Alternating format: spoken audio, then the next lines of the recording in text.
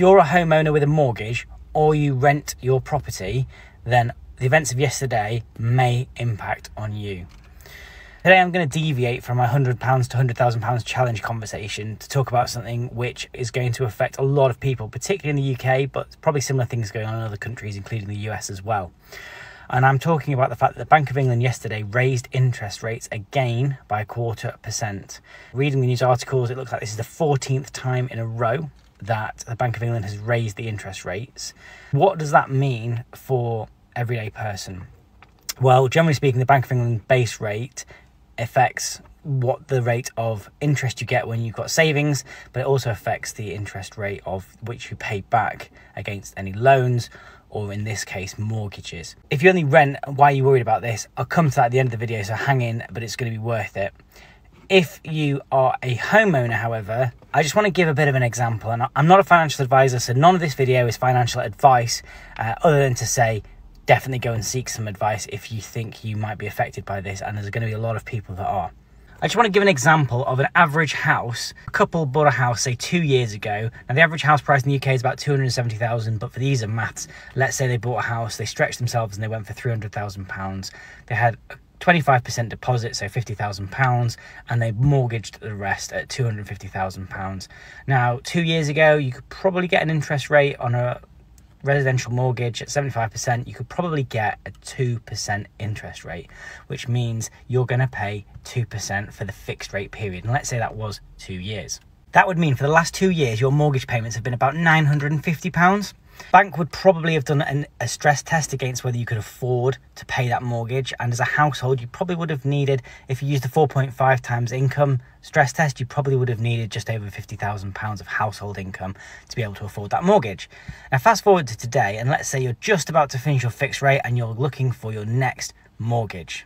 You'll have paid off about 14 grand of the actual debt, so you'll actually be remortgaging slightly less than £250. It'll be like 236 or thereabouts, and you're now going to look.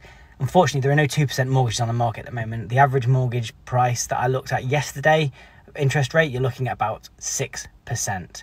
That's 3 times the interest rate of what you were paying before. Now, that does not mean you're paying 3 times the mortgage payment, but it does mean the interest part is 3 times. What does that come out as? Well, on the maths I did yesterday against that exact example, it looks like it comes out at £1,358, which is an increase of £404. Not only have you got to find an extra £404, but you're actually paying £404 more a month to borrow less money. That's because the interest rate's gone up. First of all, have you got £404 that you can just find in your back pocket if you're in this scenario? I'd suggest most families, most households haven't, particularly when the cost of food, the cost of energy, the cost of living in general is just going up and up and up. The other factor is the stress test. As I mentioned, the 4.5 times ratio.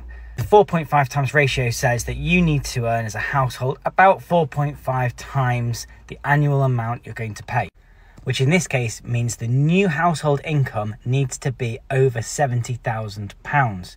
If you and your partner, or if it's just you on your own, haven't had an increase of £20,000 of income in the last 2 years, you might fail the stress test, and therefore you might not even be eligible for a mortgage product of a 2-year fix at 6%.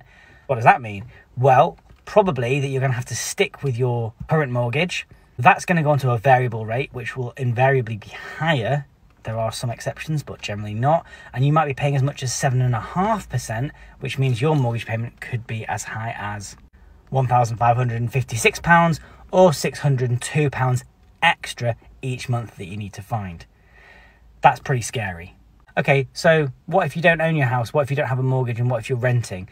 Well, unfortunately, the same problem applies to your landlord if you're renting. Your landlord's interest rates are going to go up, and they are going to have to find that extra cost of somewhere, because most landlords do have mortgages. Some don't, admittedly, but a lot do. And if your landlord does have a mortgage against the property that you rent, then they are going to have extra costs. Are you prepared for your rent to go up? If so, well done. If not, what are you going to do if that happens? There is a high chance that rents are going to go up in the UK. There is a massive shortage of private sector rental properties. We actually need a lot more rental properties in the UK than less, and there is no quick fix for this. So my advice today is simple, is check where you are if you have a mortgage. If you only rent, I would suggest try and build up some extra income, try and build up some savings, try to make sure you've got it there so that if the rent does go up, you're prepared for it. Go and seek some financial advice. I'm not a financial advisor, as I've said. None of this video is financial advice. I'm simply making you aware of the current situation in the UK and how it could impact you and your personal circumstances.